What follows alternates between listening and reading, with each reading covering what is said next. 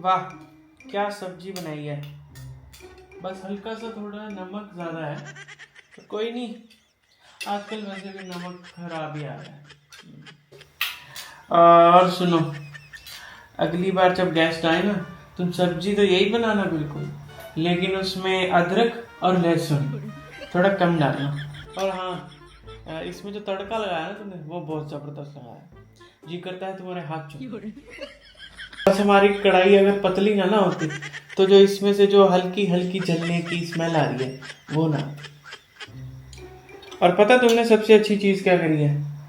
ये जो तुमने आलू के छिलके नहीं ना उतारे, सबसे बेस्ट। क्योंकि मैंने कल ही पढ़ा कि जो आलू होता है ना, अगर छिलके के साथ खाओ तो उसमें बहुत सारे विटामिन और मिनरल्स मिलते हैं। कुछ भी कहो, मेरी जो बीवी है ना, वो किसी बड़े शेफ से कम नहीं है।